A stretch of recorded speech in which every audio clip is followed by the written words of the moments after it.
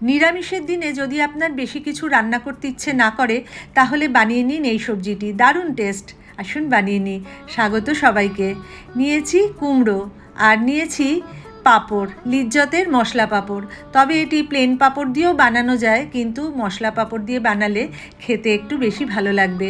কুমড়োর যেদিকে দানা থাকে সেই অংশটা ফেলে দিয়ে একটু বড় বড় টুকরো করে নিয়ে খোসাটা ফেলে দিতে হবে। তারপর এই টুকরোগুলো থেকেই ছোট ছোট করে ডুমো ডুমো আকারে কেটে নিতে হবে। কুমড়ো কিন্তু খুব পুষ্টিগুণে ভরপুর একটি সবজি। প্রচুর ফাইবার থাকার কারণে হজমে সাহায্য করে। বিটা ক্যারোটিন নামে একটি উপাদান থাকায় চোখের স্বাস্থ্য ভালো রাখে। তবে যারা কিডনি সংক্রান্ত সমস্যায় ভুগছেন তারা একটু সাবধানে খাবেন, কারণ এতে পটাশিয়ামটা একটু বেশি থাকে। এবার পাঁপড়গুলোকে সেঁকে নিতে হবে অথবা তেলে ভেজে নিতে হবে। আমি মাইক্রোওভেনে 20 সেকেন্ড সময় দিয়ে একটু সেঁকে নিচ্ছি, কারণ তেলে ভাজলে একটু বেশি পরিমাণ তেল লাগবে, তাই সেঁকে নিচ্ছি। আপনারা রুটি সেঁকার ছাঁকনি দিয়েও সেঁকে নিতে পারেন। কি সুন্দর মুড়মুড়ে হয়েছে সেঁকে নিলেও। এবারে কড়াইতে তেল দিয়ে আলুগুলো হলুদ দিয়ে একটু লাল লাল করে ভেজে নিচ্ছি। ভাজা আলুগুলো তুলে নিয়ে এই তেলেই শুকনো লঙ্কা, গোটা জিরে, তেজপাতা ফোড়ন দিয়ে কুমড়ো দিয়ে হলুদ আর লবণ দিয়ে একটু ভেজে নিতে হবে।